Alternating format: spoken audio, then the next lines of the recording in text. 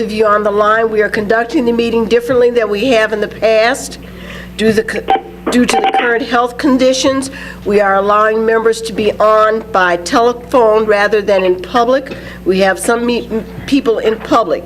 Per the governor's executive order, we are allowed to do that. We are considering it a quorum, even though some people are not physically present. And we do have a quorum. We have verified the members are present. We don't need another roll call, do we? All right, thank you. Our state's attorney says we'll do another roll call. We don't know who's on. Yeah, we don't need to know. Okay, oh, sorry, that's another one signed up. Go ahead. Okay. Ferry, Frizzalone, Newquist, Here. Ogalla, Here. Cook,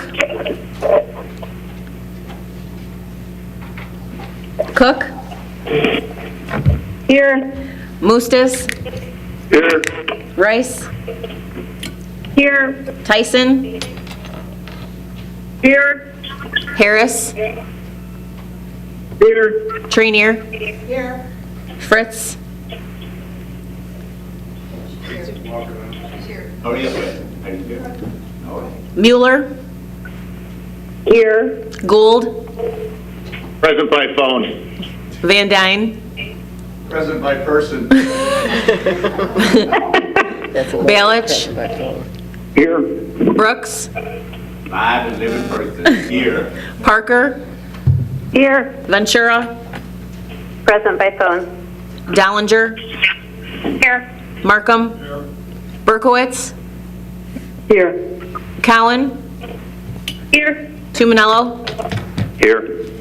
Weigel, Here. Curlitis, Here. Winfrey. Here. 25 present, 1 absent. Thank you. All right, Mr. Brooks? Pledge allegiance. We might want to, excuse me, this is Tim, we might want to mute our phones if we're not speaking because there's a lot of activity going on there where it's hard to hear. Thank you, good point. You can either *6 or if you have the mute button and then *6 or unmute when it's your turn to speak. All right. I pledge allegiance To the flag of the United States of America, States of America. to the republic for which it stands, one nation, under God, indivisible, with liberty and justice for all. Justice for all. Shall we pray? Not gonna be fun. Okay. Heavenly Father, we thank you, Lord, for this board meeting and all our commissioners in person and online that are present with us on today. During this time of crisis, Lord, we're remembering all the families that are affected and that have passed away during this health crisis. Your word reminds us, Psalm 23 and 4, that your grace and mercy by the rod and staff are with us. And Lord, we know that your grace may abound and your mercy is upon us. Now, Lord, we ask you to bless those that are here, those online, bless all of our families all around this country. In our Lord's name we do pray. Amen. Amen.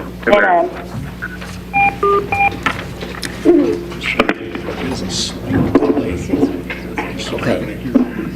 Second or two. Okay. Thank you, Mike. No, in his place. Okay, we have motion to place on file certificate of publication.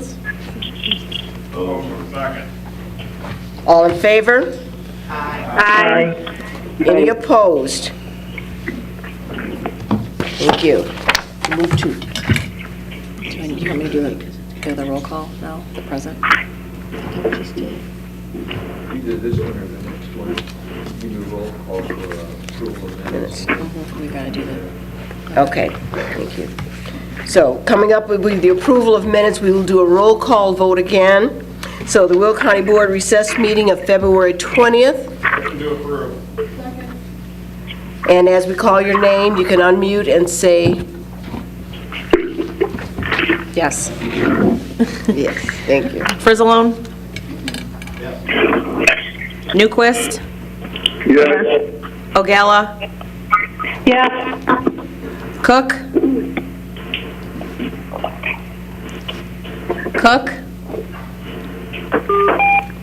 Mustis, Yes. Rice, Yes. Tyson, Yes. Harris, Yes. Trainier. Yes. Fritz, Mueller, Yes. Gould, Yes. Van Dyne, Yes. Balich, Yes. Brooks, Yes.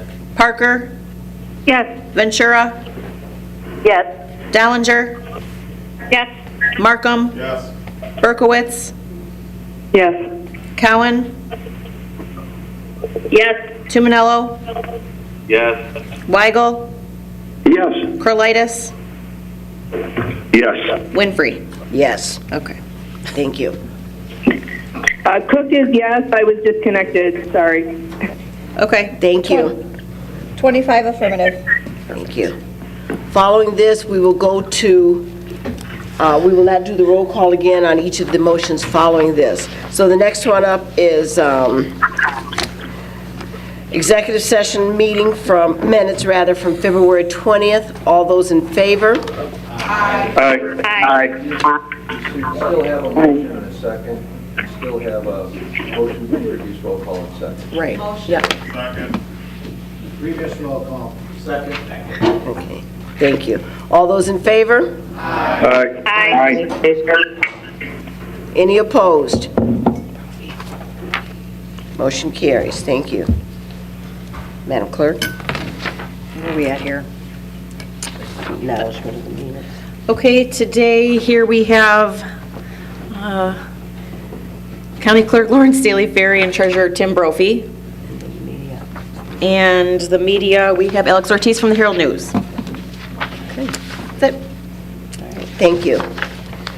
Okay. For the honorary resolutions and proclamations, we have, okay, we move those to next month. We have no check presentations today. The number 7, Earth Day, will be moved to the April meeting. And reaffirming fair housing is also moved to the April meeting. So we'll begin with old business. There are no, all resolutions approved at the February 20th County Board meeting have been assigned by the county executive. There is no new business. We'll move to land use. Mr. Markham. Good morning. I'll make a motion to open the public hearing for all land use cases. Second. All those in favor? Aye. Previous roll, sorry, Phil. Previous and second. Second. All those in favor? Aye. Any opposed? Aye. Thank you. Any opposed? All right, Mr. Markham. All right, we have two cases, ZC-19-081, which is a special use permit. Isn't it on? Thank you. Okay. We have two cases, ZC-19-081, which is a special use permit for a mobile home in Custer Township, commonly known as 33061 South Route 53 in Wilmington, Illinois, County Board District Number 6, and ZC-19-082, which is a special use permit for a firearms dealer in Manhattan Township, commonly known as 12859 West Baker Road, Manhattan, Illinois, District Number 2. And I think we have an applicant here, so. We do have one person signed up for comment, Randy Crawford.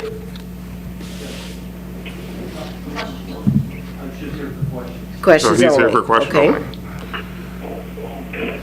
So, Anyone else for the cases mentioned? No one else.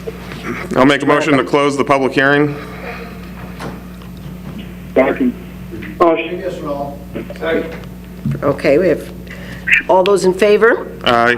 Aye. Any opposed? All right, Mr. Markham. All right, so first up, we have the zoning case ZC-19-081, which is a special use permit for a mobile home.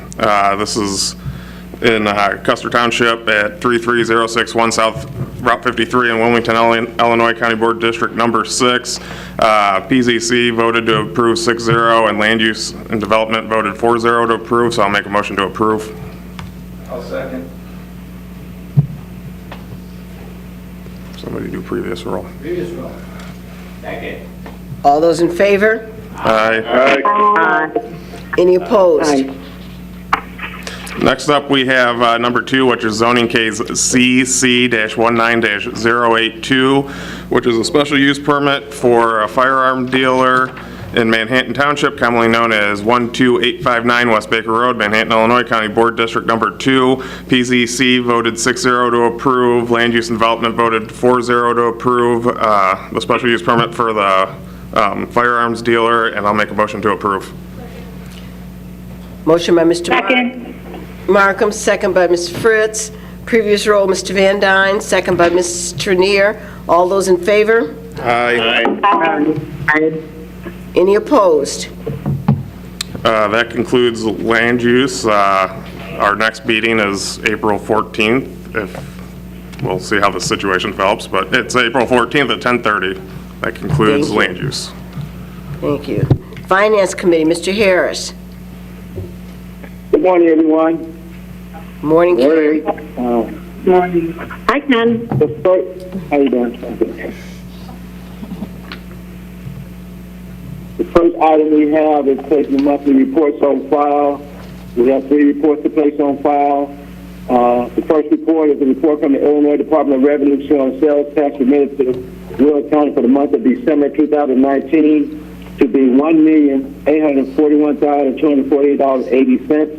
The RTA tax received is $2,178,393.58 for a total of $4,019,678.38. The next report is the Will County Monthly Treasury Report dated January 31st, 2020 from the Will County Treasurer, Tim Brophy. The third report is the quarterly financial report for the 12 months ending November 30th, 2019 from the Will County Auditor, Duffy Blackburn. I so move. Moved by Mr. Harris, second by Mr. Markham. Previous roll by Mr. Frizzalone, second by Ms. Fritz. All those in favor? Aye. Any opposed? Continue. Okay, we have 4 resolutions going forward. The first one is 20-76. This is appropriating grant funds in the Health Department FY 2020 budget. I so move. Moved by Mr. Harris, second by Mr. Brooks. Previous roll by Mr. Markham, second by Mr. Frizzalone. All those in favor? Aye. Any opposed? Thank you. The next resolution is 20-77. This is appropriating grant funds in the Veteran Assistance Commission for FY 2020. This is a grant that they worked hard on and is very much needed, so I so move. Moved by Mr. Harris, second by Mr. Markham. Previous roll, Mr. Frizzalone, second by Mr. Van Dyne. All those in favor? Aye. Any opposed? Okay, next resolution is 20-78. This is transferring appropriations within the various county FY 19 budgets. With some cleanup work that's been done, I so move. Moved by Mr. Harris, second by Ms. Trenier. Previous roll, Mr. Van Dyne, second by Mr. Frizzalone. All those in favor? Aye. Any opposed? Thank you. The last resolution is 20-79. This is authorizing the county executive to execute necessary documents for the Lincoln tax program. I so move. Moved by Mr. Harris, second by Ms. Trenier. Previous roll, Mr. Van Dyne, second Ms. Fritz. All those in favor? Aye. Any opposed? Motion carries. Okay, that concludes my report. The next Finance Committee meeting is scheduled for April 7th, 2020 at 10 a.m. Thank you. Public Works and Transportation, Mr. Van Dyne. Thank you, and good morning, everyone. We have 5 items to consider this morning, starting with number 1, 20-80, authorizing an intergovernmental agreement between the Village of Plainfield and the County of Will for engineering services and construction of traffic signals at the intersection of Plainfield, Naperville Road, County Highway 14, 127th Street, County Board Districts 3 and 13, and I so move. Moved by Mr. Van Dyne, second by Ms. Fritz. Previous roll, Mr. Brooks, second by Mr. Frizzalone. All those in favor? Aye. Aye. Any opposed? Thank you. Number 2, 20-81, authorizing the appropriation of MFT funds, $600,000 for the engineering services and construction of traffic signals at the intersection of Plainfield, Naperville Road, County Highway 14, and 127th Street, County Board Districts 3 and 13, and I so move. Moved by Mr. Van Dyne, second by Ms. Fritz. Previous roll, Ms. Trenier, second by Mr. Markham. All those in favor? Aye. Aye. Any opposed? Motion carries. 20-82, granting a temporary access permit for Will County Forest Preserve property on Renwick Road, County Board District 9, and I so move. Moved by Mr. Van Dyne. Second by Ms. Fritz. Previous roll, Mr. Brooks. Second by Mr. Markham. All those in favor? Aye. Aye. Any opposed? Motion carries. 20-83, authorizing transfer of jurisdiction of County Line Road, County Highway Number 1, to the County of Will by Kankakee County under the Illinois Highway Code, County Board District 1, and I so move. Moved by Mr. Van Dyne, second by Mr. Markham. Previous roll, Mr. Frizzalone, second Mr. Brooks. All those in favor? Aye. Aye. Any opposed? Motion carries. Lastly, 20-84, authorizing transfer of jurisdiction of County Line Road, County Highway 58, to Kankakee County Highway Department by the county under the Illinois Highway Code, County Board District 1, and I so move. Moved by Mr. Van Dyne, second by Mr. Markham. Previous roll, Ms. Trenier, second Mr. Frizzalone. All those in favor? Aye. Aye. Any opposed? Motion carries. Okay.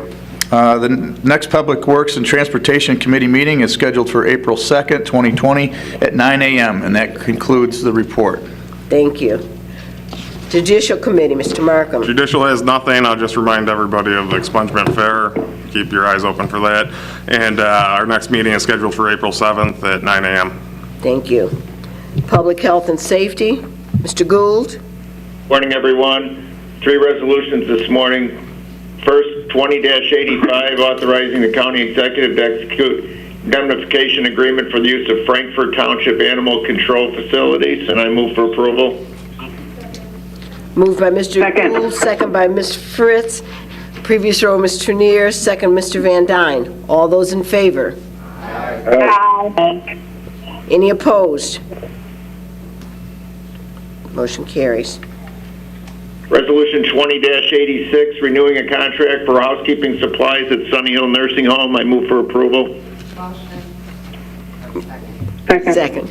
Moved by Mr. Gould, second by Ms. Trenier. Previous row, Mr. Van Dyne, second Mr. Frizzalone. All those in favor? Aye. Any opposed? Okay. Resolution 20-87, renewing contract for dietary and nursing products at Sunny Hill Nursing Home. I move for approval. Moved by Mr.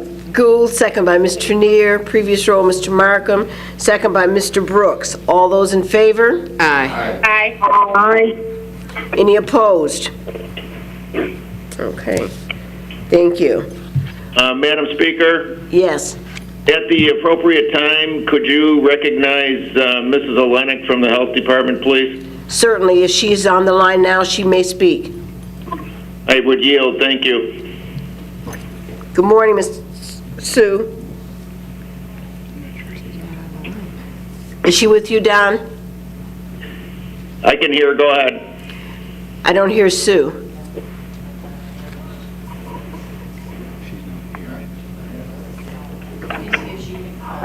Okay. We may have to come back to her. It sounds like she's not on the line as yet, so we'll come back to her. Okay, our next meeting is April 1st. If you could recognize her at the appropriate time. Thank you. Thank you. Legislative, Ms. Trenier. Good morning, Madam Speaker and fellow board members. This is really interesting today. We are pretty much not going to be going on the fly-in, pretty much not going to be going to Springfield anytime soon. I think this is going to last for a while. So we'd like to ask that we table the federal agenda. We had a couple more cleanups and changes we want to make to it before we present it to you, and since there's not really a rush now, we'd like to go ahead and do that and then bring it back to you next month. So, motion to table? Motion to table. Second by Mr. Markham. Previous roll, Ms. Fritz. Second by Mr. Frizzalone. All those in favor? Aye. Aye. Our next meeting is scheduled for April 14th. Hopefully, it will take place. All right. I hope you're right. Okay, thank you. Actually, Ms. Trenier, what we need is a remand to committee rather than a table. Did you Okay. make that motion? Can we send this back to committee then, please? I make that motion. Thank you. I'll second. Okay. Second. Okay, so second by Mr. Van Dyne, previous roll, Ms. Fritz, second by Mr. Frizzalone. All those in favor? Aye. Aye. Any opposed?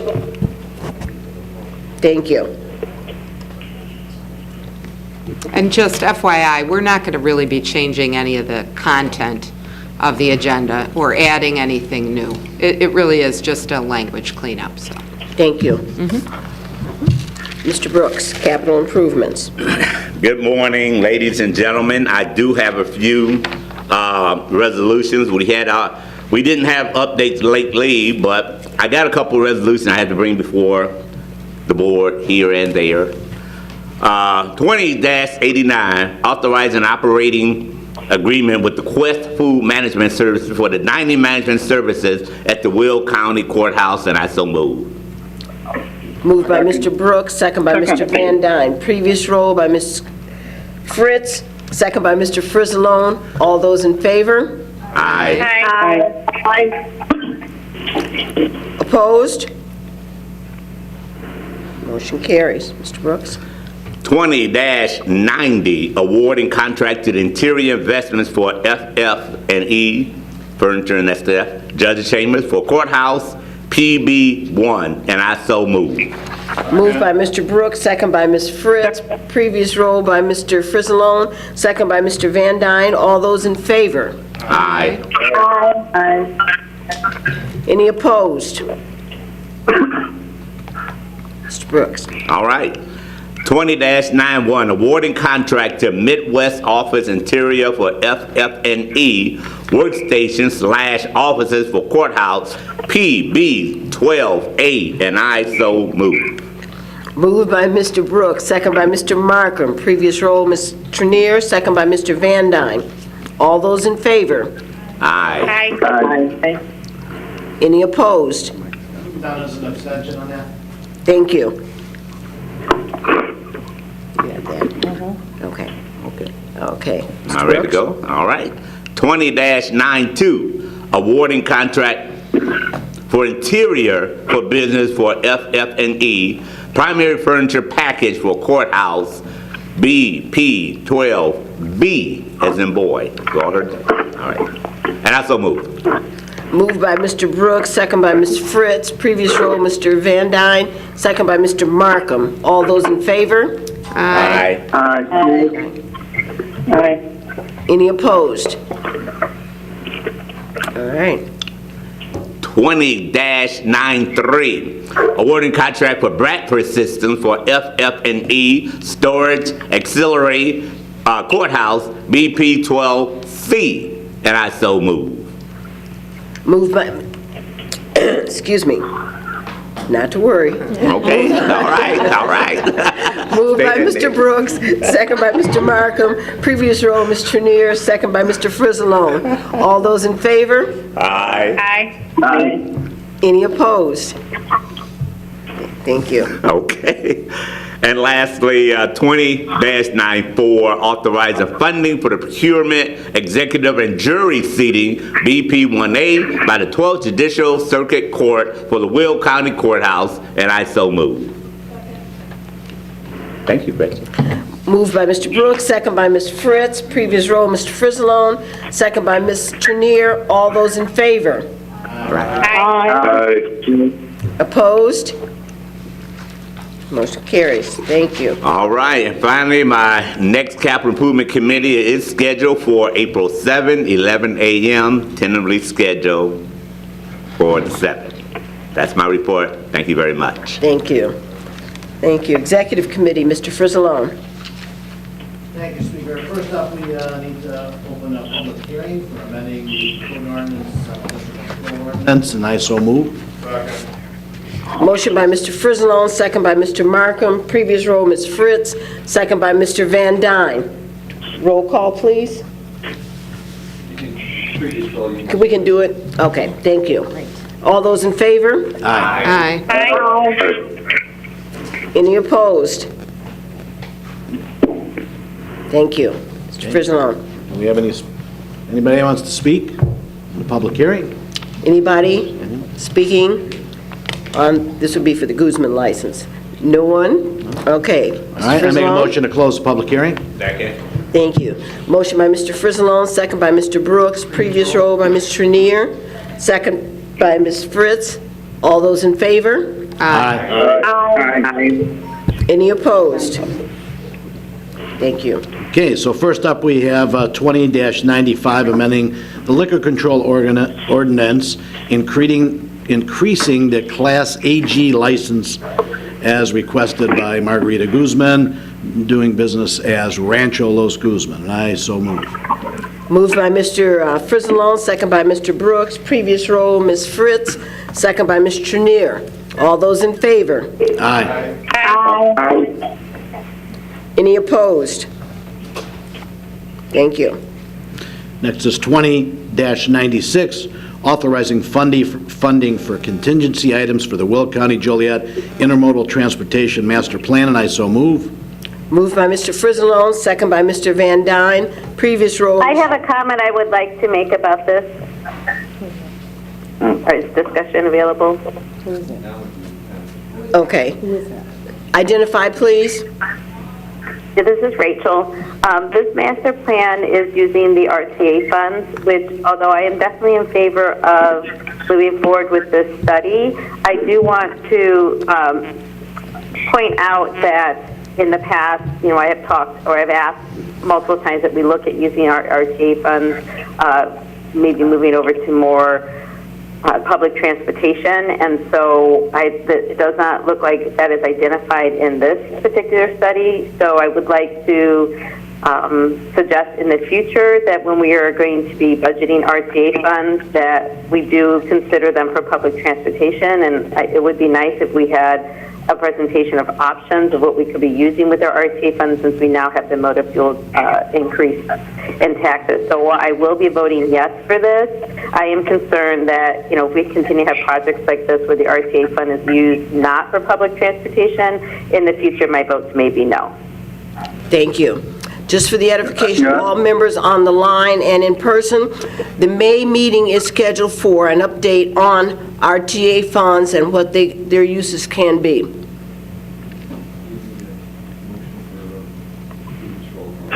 Motion. I would also like, this is Judy O'Gale, I'd like to make a comment as well. Thank you. Hi, Ms. O'Gala. Sue Olenek on the line. Thank you, Sue. We'll be with you in just a second. Judy? Yeah, I was just, as far as this transportation plan goes, I'm a little bit confused, as this is the Joliet-Elwood study area, which is exactly where that North Point would be proposed to be, in that similar area. Is Joliet going to work is Joliet going to work with us on a plan for this, or are we just doing this to say that we've done the plan? I'd like some clarification on that, since what typically seems to happen is, these intermodals get annexed into a village because they need the sewer and water and other services that the village can provide that we do not. And then we're like stuck with all the traffic on our roads or the township roads, and it doesn't seem that the villages care. In this case, Joliet is moving forward really fast with that North Point project, and I know some projects don't move as fast, but I would just like some clarification on this, please. Okay, let me make sure that I'm clear what you're saying, Judy. You're asking, first of all, if Joliet is working with us on the master plan, and does the area for the study include North Point? Is that correct? Correct. Okay, and the study includes the whole Will County area, so North Point would be a subset of that. We're not promoting North Point by this study. We're trying to understand what all the traffic patterns need to be in the area, what arterial roads need to be enhanced in order to provide for our current traffic. Joliet is working with us on that study. The North Point issue is actually separate from this, but I would agree that there is an impact for us as a county because we have to manage all of the roads. I don't know if that really answers your concern. And I agree. I didn't think the county was at all stating we were in favor of North Point or against or anything like that. But I mean, it's just, to me, appearances are that Joliet's moving forward on that while we're doing this study. And to me, it seems inappropriate. I feel that they should wait, should hold it off until we have the study done. That would show that they're working with us on this plan. Because to me, they're just doing their own thing. That's true. Mr. Van Dyne? Thank you. Ms. Speaker, I would just like to maybe clarify. I believe this study is not the entire county. It covers from Interstate Route 80 down to north and south down to Hoff Road, and then from I-55 to Route 52. East-west, which covers the intermodal area. So not the entire county. And also, I believe that the County of Will has spent $25,000 on this study, and the City of Joliet has also matched. The majority of the money has come from funding from the state through grants. I believe the Railroad has also participated with some money, and also Center Point Properties have made a small contribution to this as well. So that is correct. Thank you. Mr. Van Dyne is exactly on point on that. Did that help for you, Judy? Yeah, thank you very much, Denise. And thank you, Mr. Van Dyne. Okay, so where are we now? I have a comment. Okay. We had another comment? Julie. This is Julie. Oh, okay. So that is Julie Berkowitz? Yes. Thank you. Good morning, everyone. I have a comment regarding the study. I'm curious as to why we're not including the North Point development area. When you look at the controversy regarding this North Point, why is that excluded in this? I think there's a conflict in the messaging here with this plan. We're only taking that certain portion and focusing on that, and then on the other hand, we have this very public controversy regarding North Point. So why are we not doing the whole area that's really impacted by transportation issues? Thank you, Ms. Berkowitz. Mr. Palmer will go to the mic.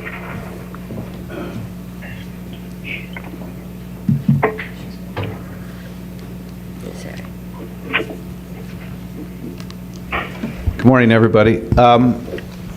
Julie, this the proposed North Point project is immediately adjacent or on the fringe of the study area that Mr. Van Dyne mentioned. We did not pick specific projects that were proposed to include per se, but as this study has evolved, the impact of large projects such as a North Point are going to be part of the final consideration, but it was really taking a capture of the current state of affairs and what was proposed or actually moving and the infrastructure that was needed, and then it is looking to the future somewhat too. But there's numerous projects that are on the drawing board around this area, and so as much as we can capture information, we are, but I mean, this has been a debate of how much we put weight into this and how much we just go by what we know for sure, because it hasn't been approved yet, although it seems like it's headed that direction. It hasn't been approved. So we are doing the best we can capture an as-is and a forecast for the future. And we have this study, which is the IDOT study, which is the study area that Mr. Van Dyne mentioned, and we have the complementary study with CMAP that's looking at truck routing and land use planning, which is capturing a larger area too. So I think between the two studies, we will have a lot more information for our use and for the municipalities and for the state to use. So does that help, hopefully? I appreciate that, Nick. However, I would say based on what's happened just in the last 3 weeks with the North Point development and the interaction between Joliet and the residents, that I would have to say that the future is here. North Point is here. They want to push it through. And for that reason, we have to be proactive. And if that was considered future, it's here and it's happening now. And when you look at the great lengths the community had to go through to even get that meeting tabled, and it almost didn't happen. So that's my concern with this. I know a lot of time and effort goes into this, but time is critical, because once those cement trucks pull up and they start working on this project or they approve that project, the opportunity's gone. This is Jim Eustace, if I can make a comment. You know, this is really consistent with our prior studies. Even though we identify future development, we didn't necessarily include it. Certainly, I think we should be identifying North Point, but it's not here. You don't know how fast the North Point would develop, so you don't really know what the impact is until it starts. So I think this is consistent with what we've been doing, and that's doing what's here, what we know is here, and identifying future development. And this study, evolves. So the study will constantly be updated with development. You know, we thought the CSX intermodal was going to go in for sure, and then it just stopped. You never know what's going to happen. So I think we should stick to what we've been doing, identifying what's here, recognizing future development potential, and we update the study as we need to. I just want to. Thank you. That's all I was going to say. Okay. We have a motion and a second. Mr. Van Dyne, previous row? Or? I just would like one more comment. Okay.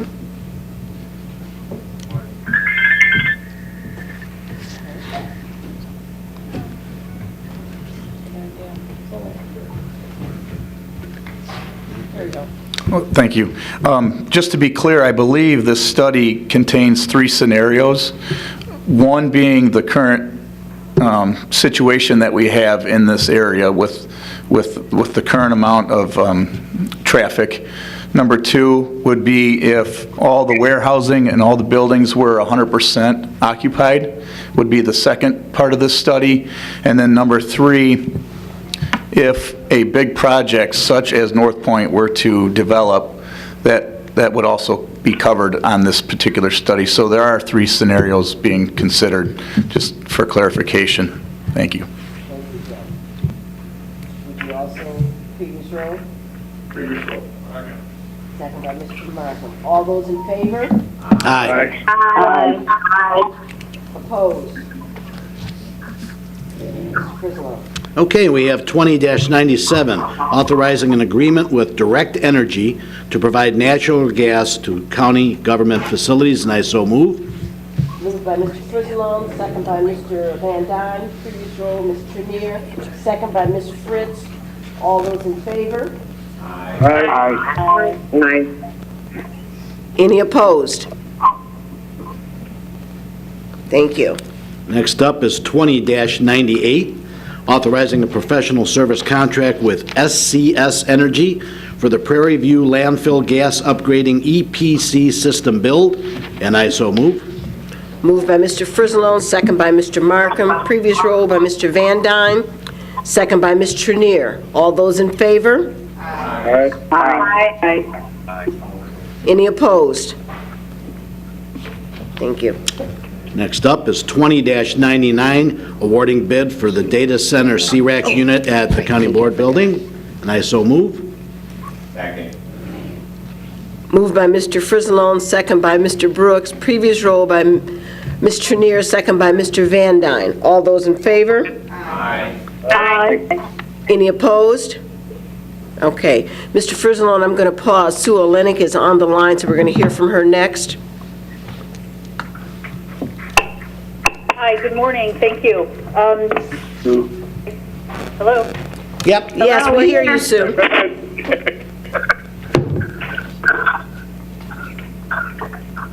Go ahead. Okay,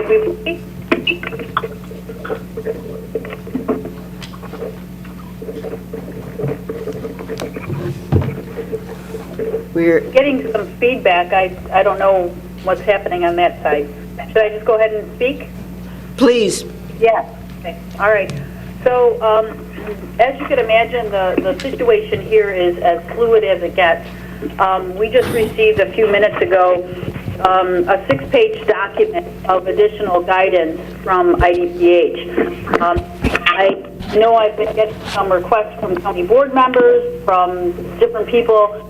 You know, we barely have enough time to keep up with all of the information, the webinars, the press conferences, the work we need to do here. So I really apologize that I'm not able to, send out a daily update or whatever, but it's just really difficult to do that. As far as what our agency is doing, I know this is a public meeting, and I'm a little nervous. Reticent? Thank you. I'm sorry, my mind's going a mile a minute. I'm a little reticent to put out some information because it has not been put out to either the public or to our staff yet. So, one of the reasons why I didn't come to the meeting this morning, and the fact that I really am trying to limit my exposure in the community. But I guess I will let the board know what's happening. We are, as of tomorrow, going to curtail our activities. We are going to still operate and have services, but we are finding alternate ways to do that. We will not be letting any visitors or public in the building unless they have an absolute need to be in here for some kind of an appointment. I have met with my division heads. We've devised a plan over the last 2 days to work and do things like telehealth and phone consultations, remote work. We're going to have some curbside services. We can do much of our work through maybe email. They're working through all of their programs with their managers and staff to find alternate ways to do this. This is a very common theme that's happening throughout the nation and throughout this state. Page, Kane, Lake, Kendall, McHenry, they're all finding ways to limit their face-to-face contact with individuals as well. My staff is on the front line. Front line. We are the ones who have to respond to this. We have 9 cases as of now. So with those cases come all kinds of contact tracing and surveillance and data gathering. And it takes a lot of time and it takes a lot of energy. I need to have healthy staff here to to go the long haul. If we don't see a decline, if we don't peak and start declining on the other side of this thing soon, and people are talking about the summertime, I need to have healthy staff here to be able to do that. I realize that when they leave here, they could be exposed. I get that, but I think we need to do what we can as an agency, as a health department, to limit their risk. So after I get off the phone with you, I will be sending out some internal messaging to all staff. It's giving them basically an update on our cases, which, by the way, is just the number. We will never be able to divulge who the person is, any specific demographics about them. If they or their wife or their daughter want to go on social media and let everybody know, that's up to them, but we won't operate that way. So this will go out to staff and let them know what our plan is. We have also initiated a COVID-19 hotline. I sent that information over, I believe, on Monday. We are operating a hotline right now, Monday through Friday. We're trying to increase those hours to Saturday and Sunday. I've got staff working on that right now.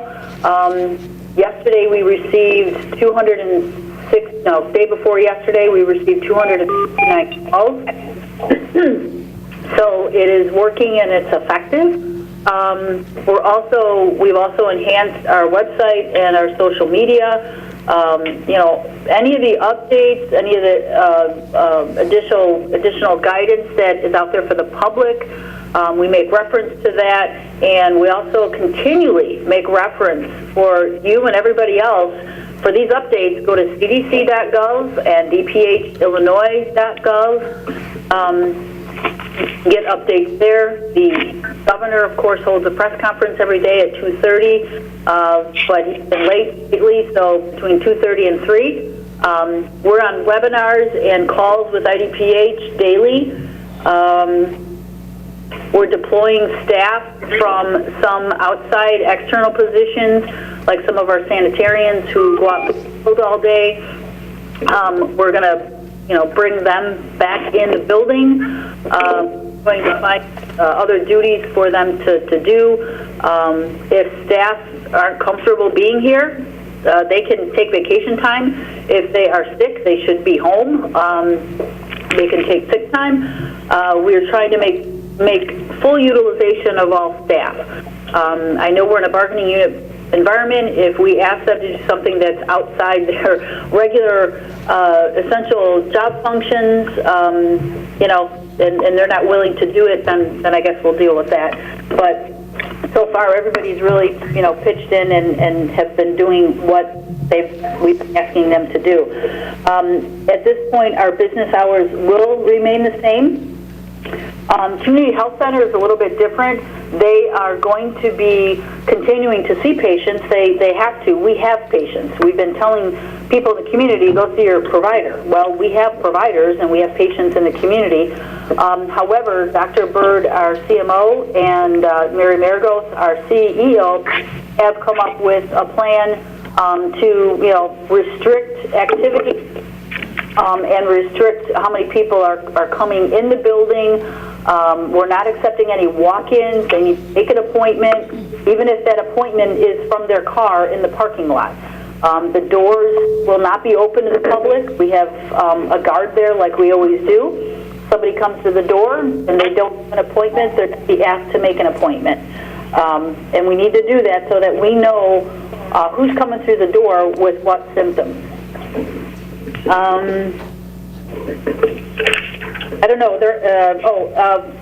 I'll also be sharing the information with what we're doing with Anastasia later today so that she can get that out to the other county departments so they're aware of the situation at the health department, because we do work with many of the other county departments.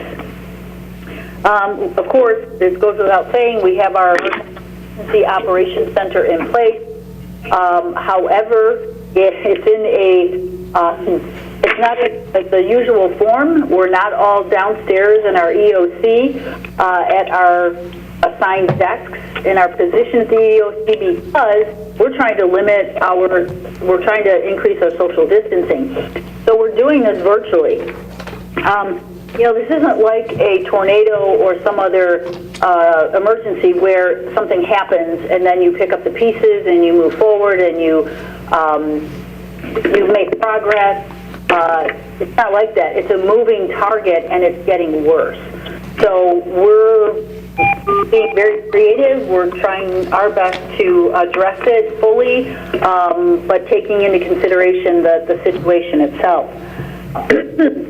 This no walk-ins is going to take starting business tomorrow. So just so you know. Probably left some things out.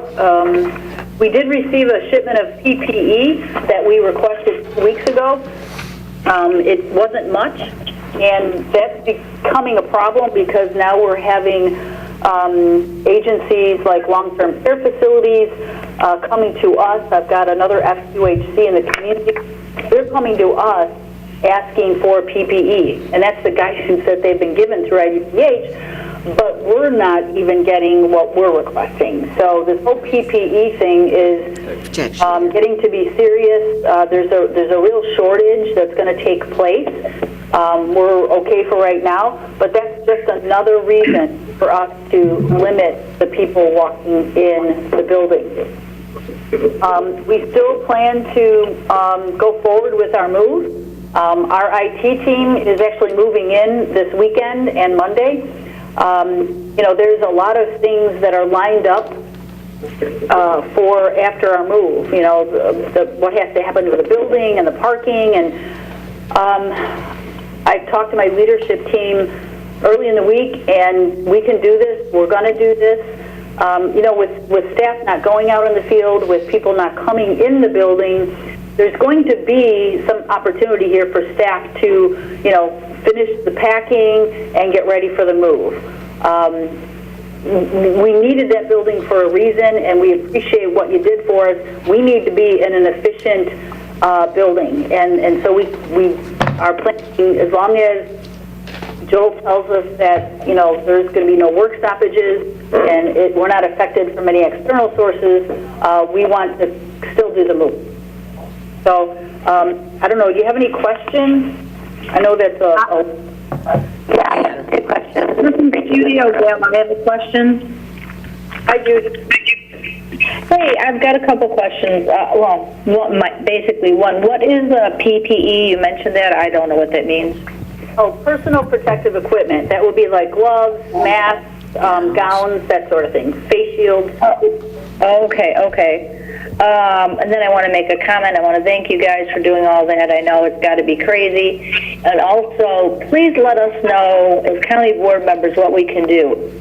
I'll tell you what, I don't work but 1 day a week part-time, besides my county board, and I do babysit a bit. I would be willing to come in and answer phones if you needed extra help or anything like that. So I want you to know that, and I'm sure other board members might feel the same way. So don't think you can't count on us. We would be willing to step up, I'm sure. Thanks. Well, I really appreciate that. If any of you are willing to volunteer any time, if you could please send me an email, that would be great. I don't know what our needs might be, and this thing changes every single day. So, I mean, we doubled our cases yesterday. We could triple them by tomorrow. So this thing, like I said, is just a moving target, and it's getting worse. So I really appreciate the sentiment.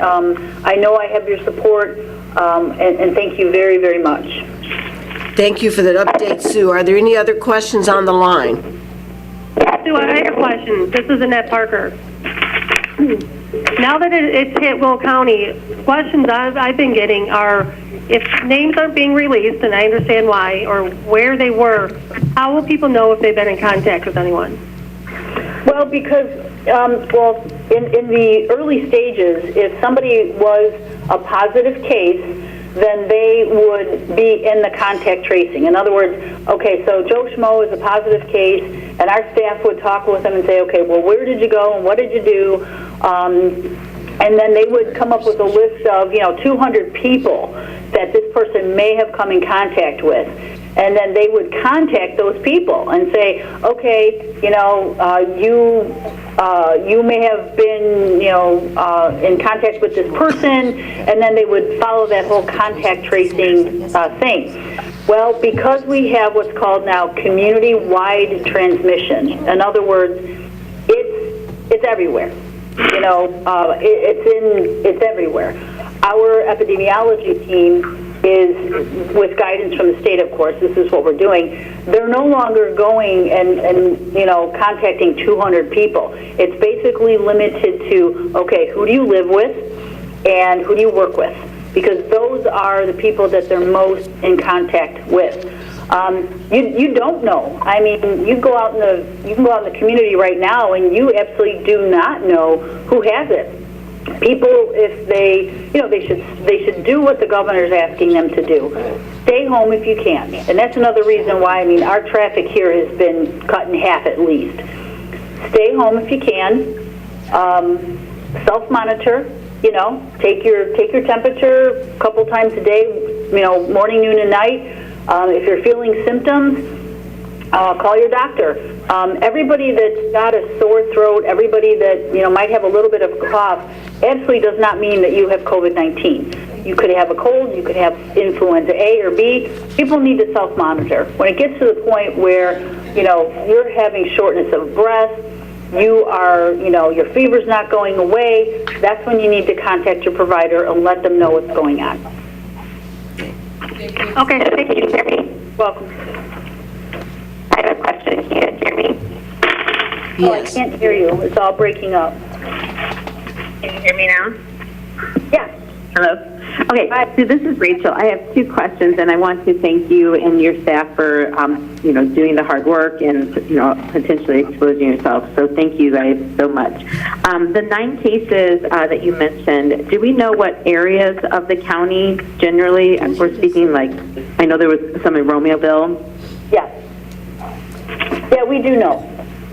Are we allowed to tell people or not tell people? No, we're not giving that information. Okay. We're giving, yeah. She just said that. Okay. I understand not giving the personal names and stuff. I just didn't know if we were giving regional, when they gave the wrong information. That's the guidance that we've been given. I mean, it's getting out in the community anyway because of Facebook and social media and whatnot. We're giving the ages and whatever else the state tells us it's appropriate to divulge. Okay. People are getting upset because we're not doing that, but people need to understand, expect it everywhere. So whether you have a gentleman who has it in Frankfurt or a young woman who has it in Elwood, it doesn't matter. It's everywhere. That Elwood resident could work in Shorewood. That Frankfurt gentleman could work in Crestwood. They go to the store on the way home. They go to the gas station on the way in. They go to Dunkin' Donuts after work. I mean, it can be everywhere and anywhere. So by saying, we have 5 people in Romeoville that are ill, now you are panicking everybody in Romeoville, when in fact it's everywhere. Oh, thank you. The other thing is I spoke to Steve yesterday. You guys have the hotline. I know that people are answering questions in English and Spanish. There was a message that was on the hotline, and he said that he would look into putting that in Spanish. Do we know if that will be available or future messages going forward, both English and Spanish? Yes, we're working on that, and as a matter of fact, what's really nice is we're getting some of our community partners calling us and saying, hey, if you need help, we're here to help you. And that's one of them. Spanish Center called this morning and said, hey, if you need any help with translation or whatever, let us know. So we're taking that information and we will use that if we need it. So it's really wonderful. Okay, perfect. And my last question is just, there's a lot of misinformation going around online. We're trying to push people to your website and the CDC's website. There was some information early on from the CDC about how long objects are exposed, like other than just coughing and sneezing, but being on actual surfaces for a number of hours and days. And as that information is circulated online, it seems to be varied. Do we have any updates from the CDC or general information you can give us about how long a surface may be contaminated? No, because it depends on the surface. It seems that, stainless steel is different than cardboard, is different than paper, is different than fabric, is different than a different kind of fabric. So, no, and that can change. Viruses mutate. In 3 weeks, we may have a little bit different of a strain, where today, on a fomite, it was dead after 4 days. But now this mutation, it can last 7 more days. So people just need to wipe things down. Okay. All right. Thank you. Thank you, Sue. Yeah. You're welcome. Madam Speaker, it's Ray Ciminello. I have a question. Thank you. Go ahead, Ray. Hi, Ray. How you doing? Sue, first of all, I want to say thank you for all the hard work you and your staff and your team is doing. I know there's a lot of things out there, and there's a lot of panic, and there's a lot of emotion that's into this, and I think a calm, steady hand at the head is what we need, and I think you are providing that for Will County. With that being said, I want to know, is there anything you feel that the county board could be doing to help the health department at this time? That's a really good question, and that's not the first time I've been asked that question. And as I'm listening to you, I'm thinking probably yes. And I think what I'll do is think about that a little bit longer today. And where I'm going with that is, you guys are contacted by so many of your constituents via email and social media and all that. And I really think that you could probably be a really good outlet for us to either get information out or to just do whatever. And so let me think about that a little bit further and meet with my media manager and a couple people from my EOC and see. So, I mean, is that something that you guys would be willing to do? Yes, Absolutely. we would, Sue. I mean, if you think about it, if we put this together with the way we campaign, I mean, we don't want to bring campaigning or elections into this, but I mean, our ability to reach out to thousands of individuals, right. I know just in my district alone, I'd be willing to even put out a mailer or put out something, basically just talking to people or sending out emails.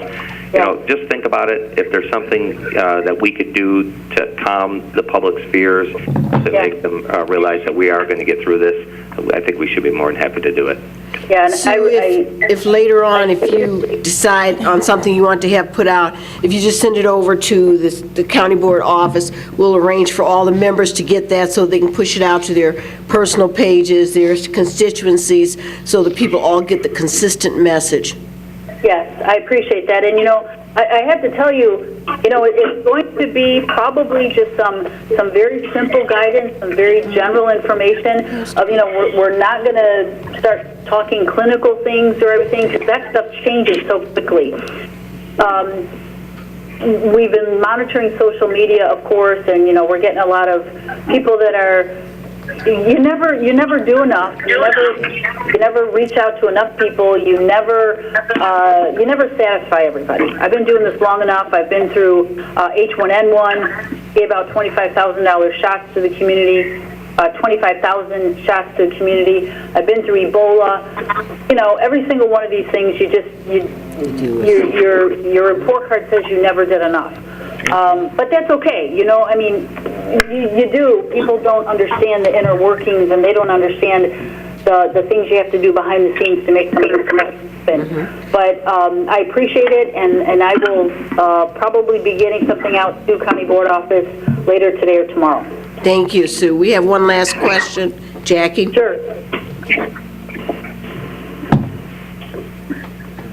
Oh, sorry. Hello? Hold on. Yes, here it comes. Sorry. I don't have a question, just wanted to share some information. Yesterday at 1 p.m. on WBEZ, they had hard questions, real answers. It is available on the WBEZ app. It explains a lot of the questions that have even been asked here this morning. I would encourage you to listen to the program. And if you have the ability to go get a flu shot, they said that that was not a bad idea. Thank you. Denise, I was wondering, this is Judy, if I could talk to you. Judy? Yeah, Sue, I've had some people ask me, well, I have Amazon in my area. I guess everyone has an Amazon somewhere. But they're having a hard time affording their employees coming into work. And somebody asked me, well, what is the health department doing to ensure that places like Amazon are cleaning their areas well enough? I know it's not really your responsibility, but I wonder what answer you might have. Yeah, no, you're absolutely right. It is good business. I posed the exact question to our regional health officer yesterday. I let them know. I was on a call with IHA this morning, and I said, you know, we're the largest intermodal port in the nation. So we've got a lot of warehouses, we've got a lot of buildings where we house a lot of workers. And so I asked them if they could please get some guidance together. And by the way, the signal part has been the best I have ever experienced. You know, I've been dealing with IDPH for 33 years, and they are getting this stuff out. They are cranking it out. Every time we ask them for guidance, it's out in a couple of days. So I asked them to put some guidance out there for these kinds of large facilities. So that was done yesterday morning. Okay, thank you. That's wonderful. Okay, you're welcome. This is Amanda Cook. I also have a question. Yes. All right, Amanda. So I'm hoping to get some guidance from the health department. Are we closing non-essential functions of the county government? I think some offices have closed or reduced their hours. And then who is deciding what is essential and non-essential for county functions? Okay, that's, the health department isn't doing that, and that's a separate piece. Does anybody have a question for Sue Olenek at this point? No. Okay, thank you, Sue. What we'll do is after Mike, did I hear somebody? Appreciate your support, and I appreciate the questions. Thanks so much. Thank you. Thanks, Sue. Okay, after Mike finishes the executive committee report, we'll go into a discussion of what is going to happen with our county offices. Mike? Okay, we're back to the agenda here. So on 20-100, avoiding the bid for the emergency system upgrades at the Community Health Center, I so move. Moved by Mr. Frizzalone, second by Ms. Fritz, previous roll, Mr. Brooks, second by Mr. Van Dyne. All in favor? Aye. Aye. Any opposed? Next up is 20-101, authorizing the IGA with Braceville Fire Protection District for access to the countywide radio system, and I so move. Moved by Mr. Frizzalone, second by Mr. Van Dyne, previous roll by Ms. Trenier, second by Ms. Fritz. All those in favor? Aye. Aye. Any opposed? Next Okay. up is 20-102, authorizing the IGA with Salina Township Fire Protection District for access to the countywide radio system, and I so move. Moved by Mr. Frizzalone, second by Ms. Trenier, previous roll, Mr. Markham, second, Mr. Brooks. All those in favor? Aye. Aye. Aye. Any opposed? Motion carries. 20-103, replacement hires for Sunny Hill Nursing Home, I so move. Moved by Mr. Frizzalone, second by Mr. Markham, previous roll, Mr. Van Dyne, second, Ms. Fritz. All those in favor? Aye. Aye. Any opposed? Motion carries. 20-104, extending the March 16, 2020 proclamation of disaster for Will County, and I so move. Moved by Mr. Frizzalone, second by Mr. Van Dyne. Previous roll, Mr. Brooks, second, Ms. Trenier. All those in favor? Aye. Opposed? The motion carries. Okay, the next meeting, I'm sure the speaker's going to talk to that after we finish today.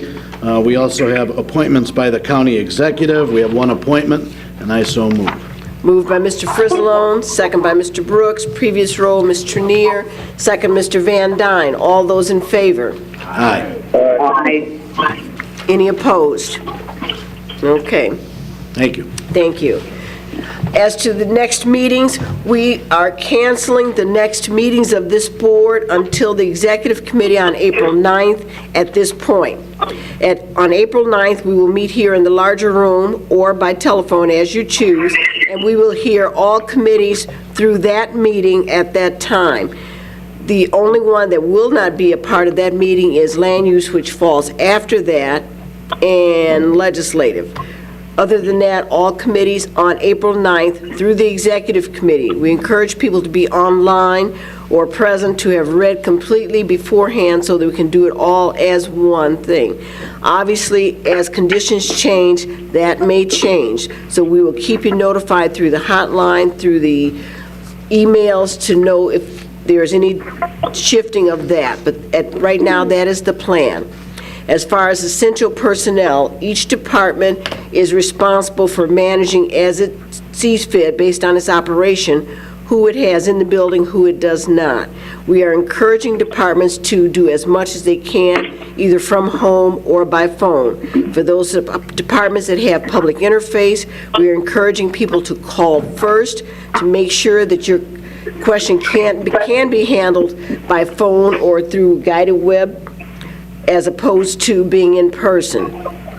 And then we're going to have Nick go to the podium. So that's what we're doing so far. We'll have some additional input from Nick Palmer here, but that's where we are at this point. So I have a question about that. Hold on. Nick Palmer is at the podium. I'm sorry, my mic may not be loud enough. So this is Nick Palmer. Just wanted to give everyone an update because things are changing, and we have been, for those on the phone in the room here, we have been meeting pretty regularly with our elected officials, department heads, regular contact with the health department and the state and the federal government. We've had contact with HHS at the federal level and the governor's office, and as Sue already said, there's regular updates. Things are changing dynamically. I would encourage you to listen in on the governor's press conference today because there may be a lot of new information there. But as this meeting has been going on, there's been notices going out. Per Denise's comments, elected officials control the internal operations of their office, and a number of them have exercised the decision to close their operations to direct public interaction, except by appointment only. They have a responsibility that they've been advised to do certain functions that as long as the county as a whole is open, they are required to do, but it's limited. So we would encourage you to spread this to your constituents and to the public. If you have business to do with the county, call ahead first. Some of that work may be able to be done over the phone, via email, on their websites. We're encouraging, and this is kind of in motion, hopefully, our elected officials and department heads to put that on their websites too, to encourage people, because less interaction directly is good. That's what everybody's been saying, from the president down to the governor, down to the local level. But I can tell you, just as a sampling, this is not all inclusive. The recorder of deeds, the treasurer, the sheriff, I believe the clerk is reducing some staffing, state's attorney, supervisor of assessment, our workforce services and WIB board, VAC, Sunny Hill, which is a 24/7 operation, is still open, but they're limiting pretty strictly access to the residents for their protection. But many of these offices are going to continue to function on some level. County government is still open for business, but the key is limiting interaction for the safety of the public and for our employees. There could be further reductions in staff, but as we all know, we have a number of 24/7 operations that are part of the response to this issue. The Sheriff's Department, our dispatch center, Highway is always an issue.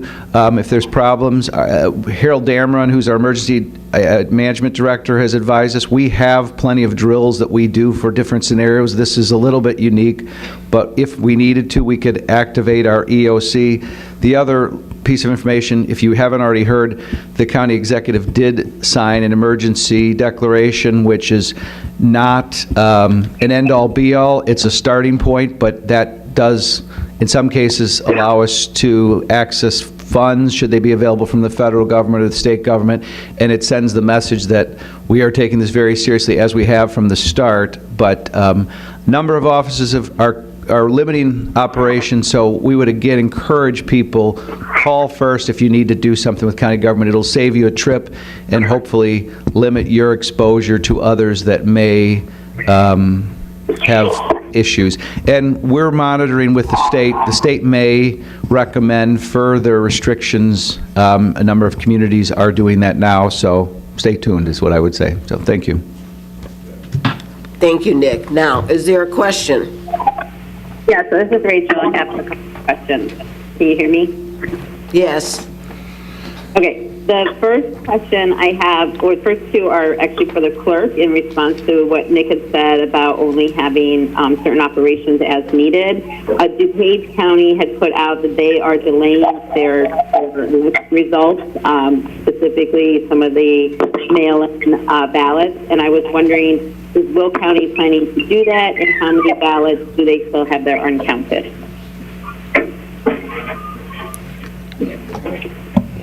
We don't have any plans to do that as of right now, Rachel. Great.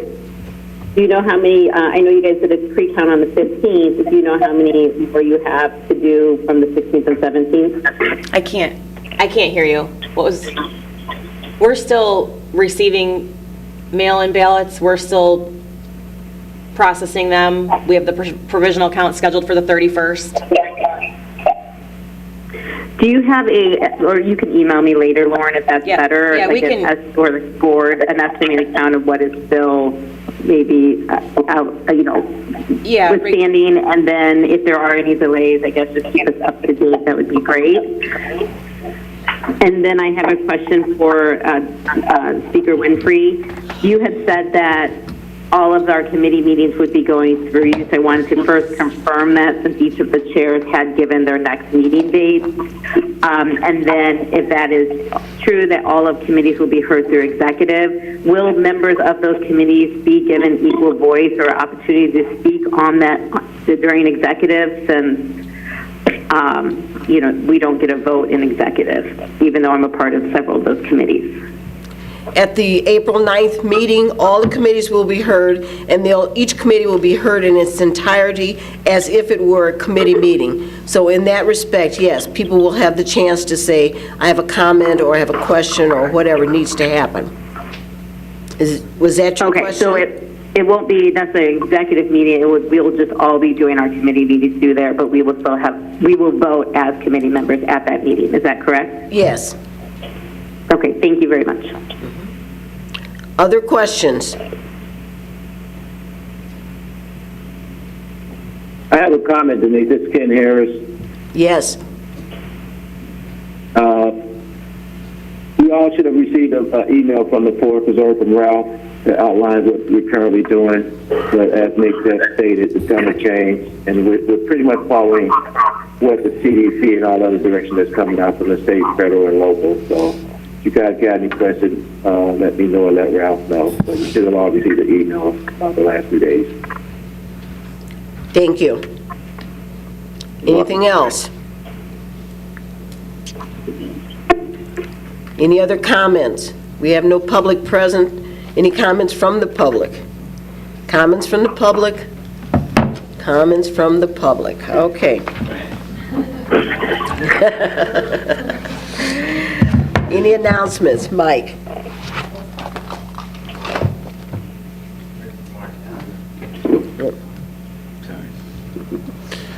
And I just want to thank Sue and her team as well. We have a great health department here. Those guys do a great job, and we know that they'll be on top of anything that they're told to do. I would encourage everybody to encourage your friends and all that I mean, this information is on TV. You can't turn it on without seeing it. Just follow the CDC guidelines or the state guidelines, whatever they're putting out. It's on every 5 minutes. You can't miss it if you go on. You know, on the other side, today is the first day of spring. It's the first time that March 19th has been the first day of spring in 124 years. The Swallows are going to come back to Capistrano today, just like they always do. Life is going to go on. You know, today for us Italian and Polish people, it's St. Joseph's Day. I'll ask St. Joseph to watch over us. Be safe and healthy. Thank you. Thank you, Mike. And just a reminder, as Mike said, follow the guidelines. The guidelines are out there. IDPH, CDC, our local health department. As soon as Sue has anything that she wants to have put out through the board, we'll get that information from her and make sure each of you has a copy of that so that you can publish it on your Facebook, Instagram, whatever accounts you have. Send it to all your constituencies. So that will be out there. Restrict access. If people call you asking about coming down, encourage them to use the phone to call first. We are wanting to keep everybody safe. So the way that we do that is practice the social distancing everywhere. That means don't go running to the grocery store, jamming up there, crabbing, hoarding, and all of that, but certainly not everybody running into the building. The building is open, but we are encouraging people to do whatever they can by phone, by electronic media, email, whatever. So we ask you to observe that. I believe that we do also need an executive session for the purposes of litigation. So I need a motion from Mr. Van Dyne. There's a second by Ms. Trenier to go into executive session. Madam Clerk, will you do the roll, please? Yes. There we go. You can do previous roll for that. We can? Previous roll, second. All those in favor? Aye. Any opposed? Aye. All right, we're moving into executive session. Good.